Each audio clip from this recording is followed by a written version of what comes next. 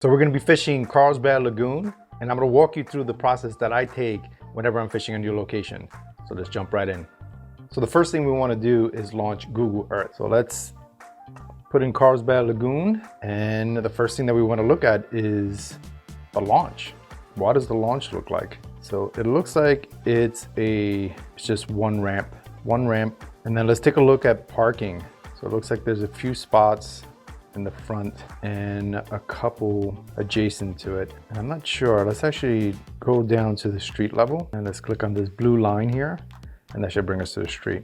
Okay, so the launch is straight ahead to our right. It doesn't look like you can park a trailer here. So if you do have a trailer, I don't know if these are long enough. Looks like just like regular parking. It's best to kind of give the station a call and see if they allow trailers. So I called Carlsbad Lagoon Water Sports. There is a launch fee of $10 if you launch during their operating hours of 9 to 5 on the weekends and 10 to 5 during the week. You also need a lagoon permit to be able to fish there, which is $10, and parking is free. Into my trunk. So the benefit of not having a trailer. That, and you could go faster than 55 miles per hour. Okay, so let's take a look at the launch here. Doesn't look terrible. Yeah, it should be an easy launch. Just note that space is going to be limited. So when you launch, just put it to the side so that boats could go in and out. Okay, now let's take a look at the water. Let's see what the water looks like. So let's back out of this, let's zoom out, and let's look at the water.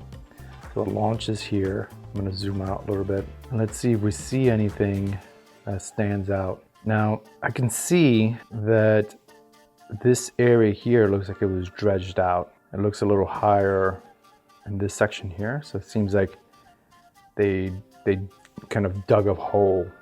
So that's a place that we want to look at Navionics. So after this, we'll take a look at Navionics and see if, if that becomes true. This is the first time that I've fished here. So I'm kind of looking at spots I'm looking at areas that will give me a better chance of finding fish. I like to fish drop-offs. So if there's any transitions in the water, those are the spots that I'm going to try first. So looking at this overhead picture, I could see that there's a difference there in contour. So I want to take a look at that when I open up Navionics. So I'm probably going to go towards that underpath and then try underneath the bridge. And it looks like this area here is also dredged out.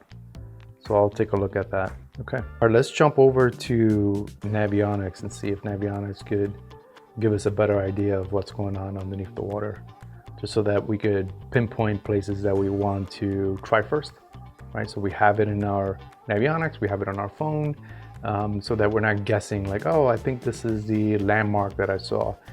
We know exactly where to go, we know exactly where we want to try, and then we could kind of figure out a pattern from there. So let's jump onto Navionics. Let me boot that up. All right, in Navionics, we'll look up Carlsbad Lagoon, and we can see the launch pad is here, and there's nothing really interesting around where we launch, but here you could see the depth change that we saw on Google Earth, and it goes from 8 feet down to 31 feet. So this is definitely a place that we want to try. So we want to hit the top end of that as well as everything in between that. This would be the first place that we want to try. So let's put a marker on here so that we're not guessing when we're in the water. We know exactly where to try. So I would probably start on this end here, and just because it's a steeper drop. When the contour lines are closer together, that means it's a steeper drop. When they're further apart, then it's a gradual drop. So we want to go to where the lines are kind of like stacked up together. That means that it drops fairly rapid. That's the place to start. Just start. I don't know why I mumbled that word. Okay, so let's put a mark. So that's where we're starting, and then we want to mark where the where the deepest part is. Sweet. Now we have those two locations marked, so we know exactly where we want to go. We're not kind of guessing when we're on the water.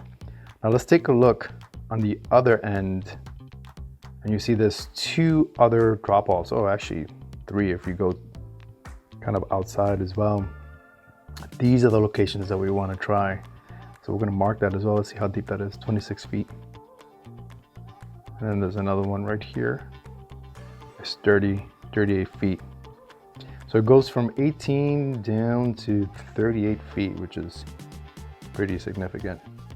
So I'm already starting to think of what size lures I want to throw. I'm probably going to throw a double 3/8, so donkey rig, 2 3/8 hookup baits. I love hookup baits. If you couldn't tell, that's basically what we do.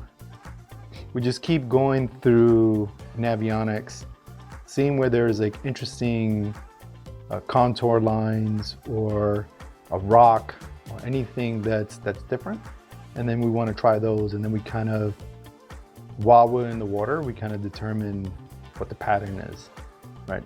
But these are the first spots that you want to try, and you know, it'll ensure that you're not going on the water kind of blind, right? And just like guessing where to go, like, oh, this looks like a good spot, or hoping that you transition over something and you're like, oh, I just passed the drop off, let me try that. Looking at Navionics before you go and marking your spots will just save you a bunch of time, right? So you're not guessing when you're on the water. So I hope this helps you. Let me know if you fish Carlsbad and if there's any locations that you think are amazing, that you want to share. Hit me up, let me know. And let me know if this is helpful. Remember, I'm Ricky Ricardo. Share this with a friend, whoever you think would find this beneficial, and I'll see you on the water. Peace.